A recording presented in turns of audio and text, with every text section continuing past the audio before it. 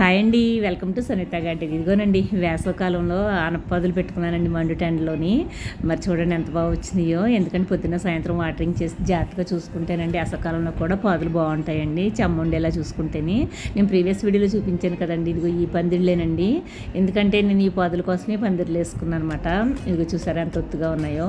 అందుకేనండి కింద కొంచెం ఆకులై కుళ్ళిపోయి గాలి తగలకుండా ఉంటే మళ్ళీ తెగుళ్ళు వచ్చేస్తాయి కదండి, కొంచెం ఆకులై రిమూవ్ చేసేసానండి, నేను తీసేసాను. మరి మనకంటూ ఇంకేమీ ఉండవు కదండి, మందులు అవి కొట్టుకుంటానికి నీమాయిలు ఇవే కదా. బయట వాళ్ళు అయితే కనుక పురుగు మందులు కొడతారు, మనం అవి కొట్టకుండా ఆర్గానిక్గా పండించుకుంటున్నాం కదండి. అందుకని తెగులు రాకుండా జాగ్రత్తగా చూసుకోవాలి. అలాగే వేళ్ళు అయితే వెళ్ళిపోకుండా కొంచెం మట్టి కూడానండి దాని ముందు ఎక్కేసానండి, నేను కొంచెం వేళ్ళ దగ్గర ఎక్కేసి కొంచెం గాలి అయ్యి తగిలేలాగా కొంచెం చూసుకుంటున్నానండి. మీరు కూడా ఇలా కేర్ తీసుకోవాలి మొక్కలకి, అలా తీసుకుంటే తెగుళ్ళు ఏమి రాకుండా ఉంటాయండి.